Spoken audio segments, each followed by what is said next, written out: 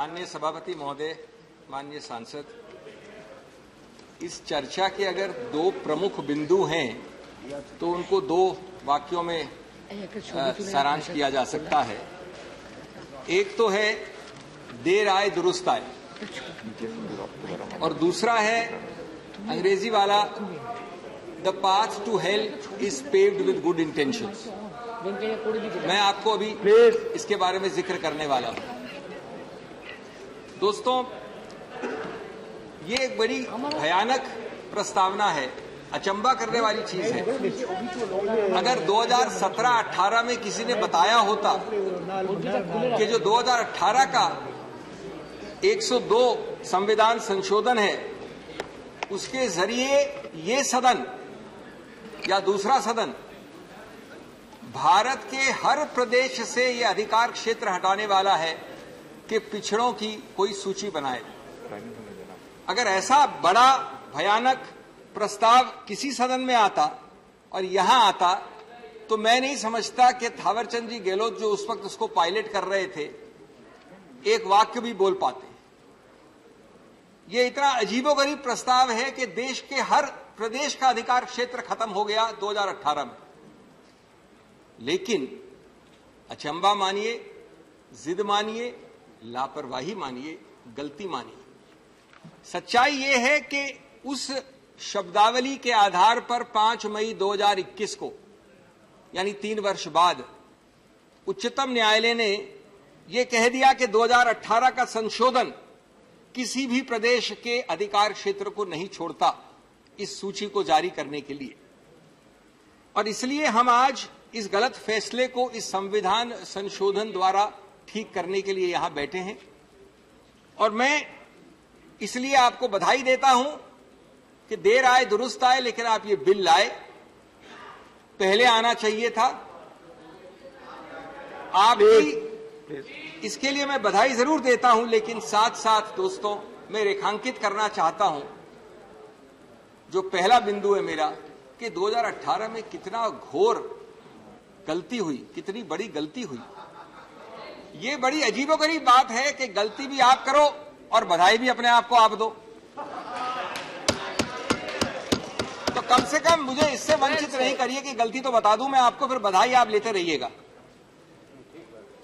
आपका उद्देश्य कुछ भी रहा हो, आपका मंतव्य कुछ भी रहा हो, आपकी सोच या मायने कुछ भी रहा हो, इसीलिए अंग्रेजी में कहा गया है कि the path to hell is paved with good intentions. और हम उस नरक में पहुंच गए होते अगर आज जो गलती आपने की उसको आप सिर्फ सुधार रहे हैं। तो मैं जरा संक्षेप में ये पहला बिंदु समझाऊं।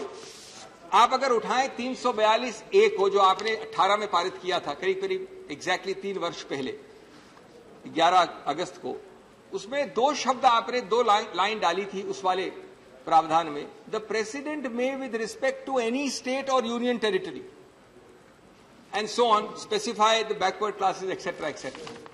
और उसके दूसरे अनुच्छेद में लिखा था parliament may by law include और exclude from the central list of socially and educationally backward classes in so and so manner.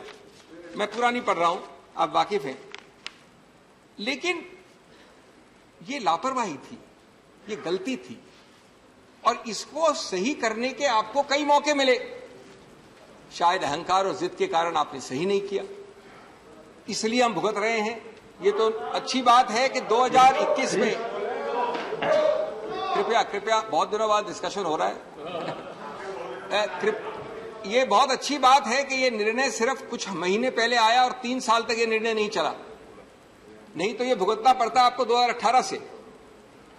अब जो रोचक बात है वो ये है कि जब ये मामला सिलेक्ट कमेटी को गया, आजकल वैसे प्रथा कम हो गई है सिलेक्ट कमेटी को रेफर करने की, लेकिन उस वक्त किया था आपने और बड़ी माननीय सम्माननीय सिलेक्ट कमेटी थी। तो 17/4/2017 को, 17 अप्रैल को लोगों ने बार बार उस सिलेक्ट कमेटी के मेंबरान ने कहा कि इसमें स्पष्टीकरण चाहिए कि कहीं अधिकार क्षेत्र प्रदेशों का गायब नहीं हो जाए। और सही रूप से सही किया, मंत्रालय ने जवाब दिया कि कोई उद्देश्य नहीं है अधिकार क्षेत्र मिटाने का, खत्म करने का, ऐसा कोई उद्देश्य नहीं है, 2 लिस्ट रहेंगी बरकरार। इसके बावजूद मेंबरान ने कहा वापस 22 मई और 3 जून 2017 को आपके मिनट्स हैं उसमें कि साहब आप फिर भी इसमें 2 लाइन का संशोधन डाल दीजिए, और वो 2 लाइन का संशोधन सामने आ गया। अब मैं पढ़ता हूं उसको, 2 लाइन का बड़ा रोचक है। Notwithstanding anything in clause so and so, the state government shall continue to have power to notify SEBC. ये तो अविवादित है, सरल है, 2 लाइन का है, कोई तकलीफ नहीं होनी चाहिए। मुझे आज तक समझ नहीं आया अचरज की बात है या जिद की बात है या लापरवाही की बात है कि माननीय मंत्री महोदय के मंत्रालय ने कहा कि इसकी कोई आवश्यकता नहीं है। ये कानून एकदम स्पष्ट है। हम आपके साथ मानते हैं कि 1 सूची नहीं 2 सूची होंगी, लेकिन यह स्पष्टीकरण की आवश्यकता नहीं है। अरे भाई, अगर आपका कहना है, आपका कहना और संविधान में लिखना 2 अलग चीज होती है। 2 लाइन डाल देते तो क्या तकलीफ थी। उसके बाद चौंकाने की और बात कि ये जब एक बार और यही प्रस्तावित हुआ सिलेक्ट कमेटी में, वो नहीं माने। आपने कहा तो सरल है, हम मान रहे हैं, कोई प्रॉब्लम नहीं है, इसको हम नहीं डालेंगे स्पष्टीकरण। फिर ये सदन में आया। अब सदन में आप अगर उठाएंगे डिबेट्स को तो कई लोगों ने, और मैं किसी की कोटेशन नहीं करने वाला हूं ज्यादा, बट एक कोटेशन पढ़ूंगा मैं। माननीय हरिप्रसाद जी ने बोला, दिलीप तिर्की जी ने बोला, कई लोगों ने बोला सदन में, वहां 2 बार मना करने के बाद। I just read 4 lines 6 lines.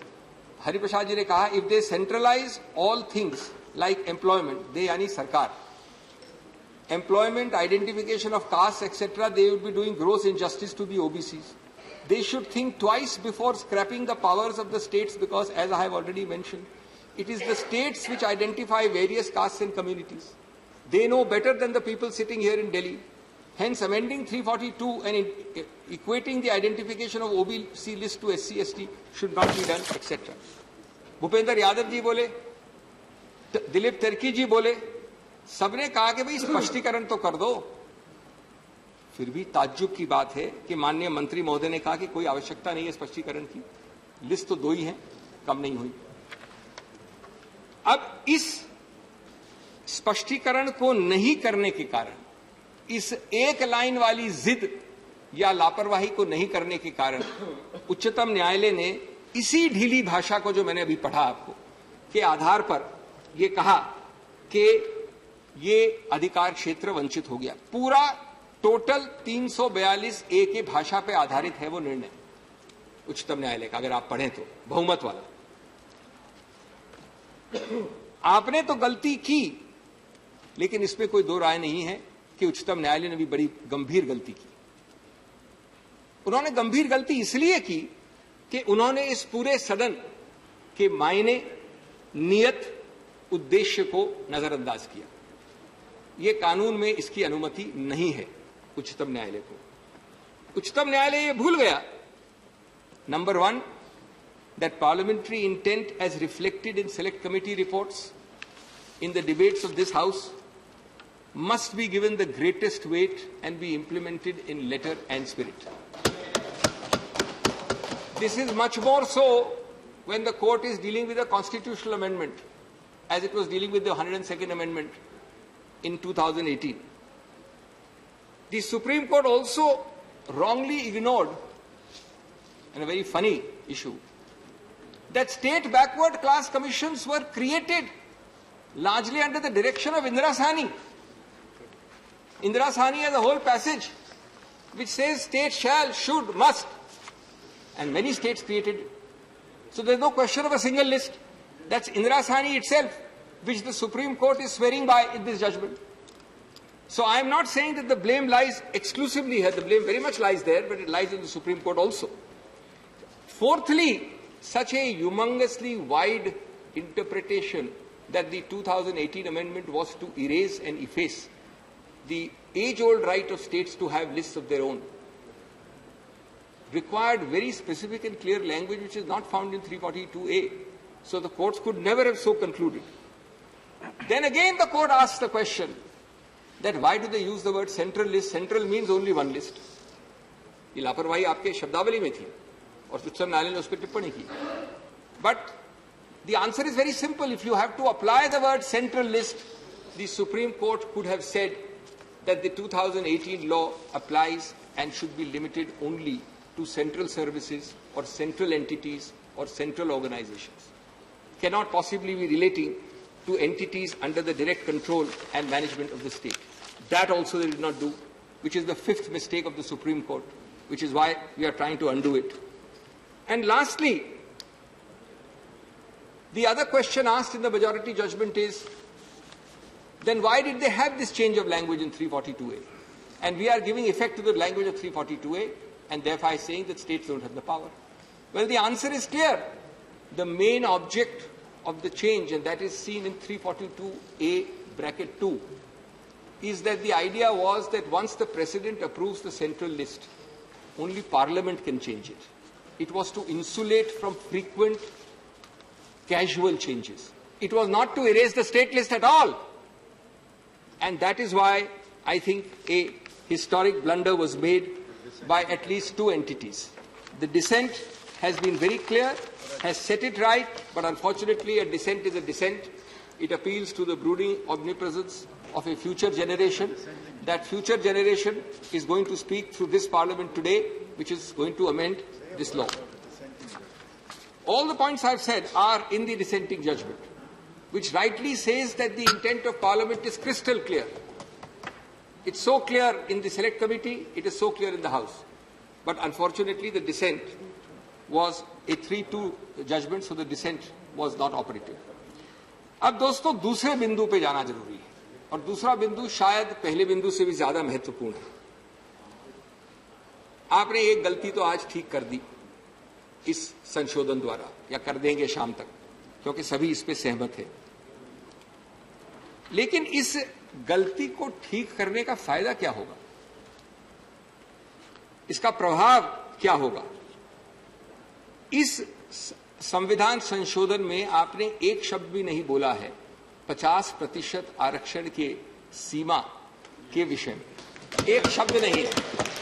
अब मैं आपको इसके बारे में तो बताना चाहता हूं। जहां तक महाराष्ट्र का सवाल है, जिसका एक्चुअल केस था उच्चतम न्यायालय में, उसकी तो यात्रा खत्म इसलिए हो गई कि उनके एक्ट को माननीय उच्चतम न्यायालय ने, महाराष्ट्र एक्ट को निरस्त कर दिया इस आधार पर कि 50% की सीमा का उल्लंघन नहीं कर सकते आप।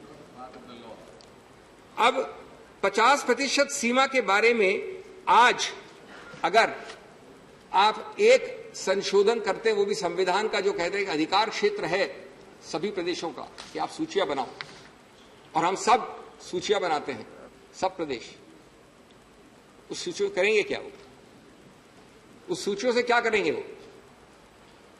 वो सूची जो बनाएंगे भविष्य में, वो उस बर्तन जैसी है जो खाली है, आवाज निकाल सकती है, खाना नहीं खा सकते। यानी एक प्रकार करीब करीब 75% प्रदेश इस देश के, प्रदेश से मेरा मतलब यूटी भी है, 75%, शायद 80% हो, ऐसे हैं जहां की ये 50% की सीमा आगे निकल गई है, उल्लंघन हो गया है। तो वो करेंगे क्या इसके साथ? आप उनको एक कागजी दस्तावेज दे रहे हैं, अपनी पीठ थपथपा रहे हैं और एक झूठा वायदा दिखा रहे हैं। एकदम सही है। एक ऐसा सब्जबाग दिखा रहे हैं दोस्तों, एक ऐसा सब्जबाग दिखा रहे हैं जो कानूनी संवैधानिक रूप से कार्यान्वित कभी हो ही नहीं सकता, और वो आप आज जानते हैं। तो कोई बात नहीं, हम ये जानते हैं कि आजादी भी आप लाए थे, और जब जो हुआ था नेहरू जी ने किया, लेकिन आज तो ठीक कर दीजिए। आज तो आप 7 साल से सत्ता में, आपस में बात न करें। अब आज की सच्चाई बताऊं मैं आपको, सच्चाई से मैं भी खुद भी चौंक गया था जब मैंने ये आंकड़े देखे। 30 प्रदेश और यूनियन टेरिटरीज ऐसी है, 30। इस देश में शायद सिर्फ 28 स्टेट्स और 8 यूनियन टेरिटरी है, 36-37 एंटिटीज। 30 ऐसे हैं जो कि 50% से ज्यादा है, that is more than 80% perhaps. Nagaland में कितना है? 80। छत्तीसगढ़ में 82% है, याद रखिए, 72% सामाजिक और 10% आर्थिक, जो आपने संशोधन किया था अभी संविधान का, EWS। सो 72 + 10 82। नागालैंड में 80, मिजोरम में 80, मध्य प्रदेश में 63 + 10 यानी 73। तमिलनाडु तो पुराना है सबसे, इसमें 69, 70। महाराष्ट्र में 65 और EWS कार्यान्वित होने का प्रस्ताव था और है। तो तो आप इसको देने का मतलब क्या हुआ? Without constitutionally legitimizing this, are you only giving an empty piece of furniture, an empty piece of utensil, or an empty, meaningless piece of paper? There should have been, there must have been an attempt, Honorable Minister. Everybody in the House would demand it, I would imagine, to address this issue at least. We are not saying you address it perfectly, but you have not addressed it. And Balaji, a rule of the 1950s, is not cast in stone. It's not inflexible. These issues are dynamic. They are ever changing. That is why we asked in the Supreme Court for a reconsideration of Indira Sahni. The court refused. But the very nature of the beast is such that it is ever changing. It's a timeline. So you cannot stick to a 50% figure as sacrosanct. Well, you know that the courts have ruled now. Indira Sahni has been reiterated by many judgments, and the most recent judgment says 50% and no more. Interestingly, by the way, there are escape routes given. Escape route क्या दिया है कि हाँ, अपवाद हो सकता है इसका. अपवाद ये है 50% का कि एक ऐसा अजीबोगरीब स्थिति हो सामाजिक, या अजीबोगरीब स्थिति हो ज्योग्राफिकल, क्षेत्रीय. अब वो इतनी अजीबोगरीब है स्थिति कि किसी प्रदेश में उसका पूर्ति हो ही नहीं सकती. तो इसलिए यद्यपि 50% को माना है कि वो पत्थर में लकीर की लकीर नहीं है, फिर भी उसको ऐसा बना दिया गया है कि वो कार्यान्वित होने में असंभव है. इसलिए आज इस डायनेमिक सिचुएशन को देखते हुए ये अति आवश्यक है. आज अगर आपने ये पहला भाग जो आज आपने किया है नहीं किया होता, तो जैसा कि दूसरे सदन में कहा गया है 671 ऐसे समुदाय थे जिनसे आरक्षण हट जाता, जहां तक अधिकार क्षेत्र है प्रदेशों का. लेकिन यह भी महत्वपूर्ण है कि वास्तविकता ओबीसी आरक्षण की क्या है, जिसके लिए आपको ये 50% का आंकड़े को वापस सोचना पड़ेगा, सोचना चाहिए था, क्योंकि दूसरी त्रुटि है, दूसरी बहुत बड़ी त्रुटि है इस बिल में. 41,000 सीट्स विभिन्न प्रदेशों ने मेडिकल, डेंटल इत्यादि में अखिल भारतीय कोटा में दी है. 81,000. क्या आपके मंत्रालय ने अवलोकन किया है कि इसमें से कितनी ओबीसी को गई है? वहां तो सरेंडर हो गई. ओबीसी को नहीं के बराबर. ये आंकड़े भी आए हैं, पहले भी आए हैं, उस सदन में भी थोड़े कहे गए हैं.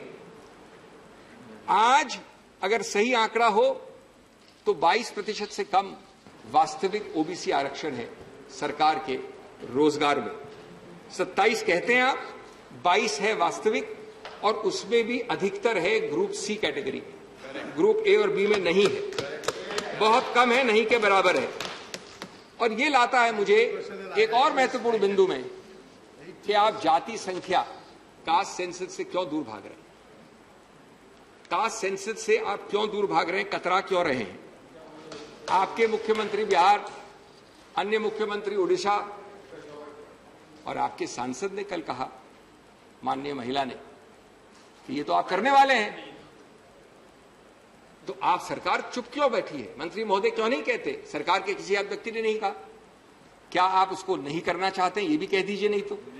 और या इसका सही कारण यह है कि आप जानते हैं कि शायद असली आंकड़ा 42% या 45% हो सकता है अगर आप कास्ट सेंसस करें तो. हम मानते हैं, हमने किया एक सेंसस, याद रहे 2011 में हमारी सरकार ने किया, उसमें त्रुटियां थी, मैं खुद कह रहा हूं, मानता हूं, लेकिन प्रयत्न किया. माननीय सिंघवी जी, आज 2021, जस्ट 2-3 मिनट्स, आज 2021 में जब आप ये ला रहे हैं संविधान संशोधन, तो इसका एक तीसरा पहलू पूरी तरह से वंचित है, यानी कास्ट सेंसस, और इसकी मांग सब जगह है. मैं ये कहूंगा कि इस प्रकार से आप कतराते हैं, कभी बदलते हैं, कभी अपने आप को बधाई देते हैं, तो तुम्हारा क्या या तुम्हें क्या, तुम्हें तो आसान है बहुत रास्ते बदलना. तुम्हें तो आसान है बहुत रास्ते बदलना. हमें हर एक मौसम काफिले के साथ चलना है.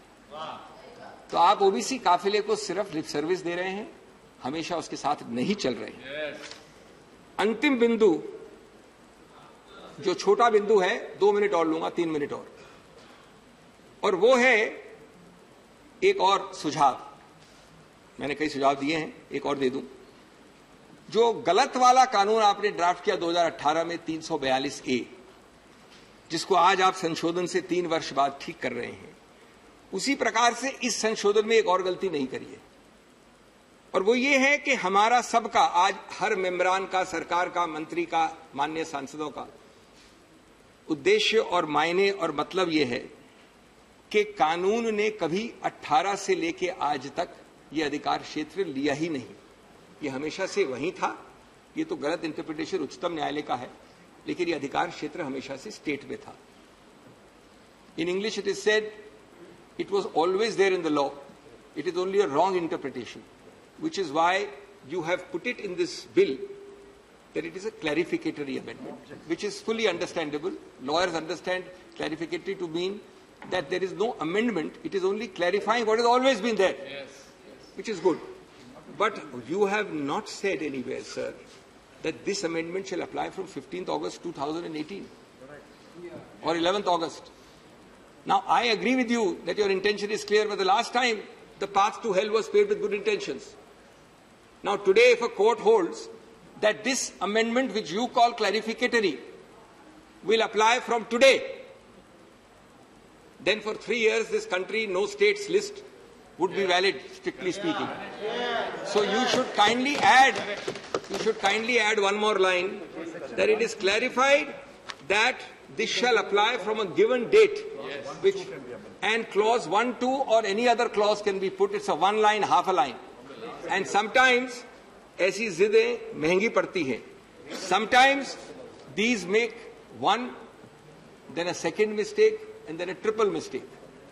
To use James Bond's terminology, he said, one is happenstance, twice is coincidence, third is enemy action. Who will be the enemy in this mistake? I don't know. You know very well who will be considered the enemy. So therefore, मैं ये अंत कर रहा हूं अपनी बात. माननीय सभापति, आपने मेरे को थोड़ा ज्यादा अतिरिक्त समय दिया, इसलिए 1 मिनट में 30 सेकंड्स में कि ये गलतियां वापस न करें. नहीं तो इकबाल हमेशा आता है सदन में कि लम्हों ने खता की थी, सदियों ने सजा पाई. उसको ध्यान रहे. And let us not tempt fate a third time. Thank you very much, sir. Thank you. माननीय सुशील कुमार मोदी.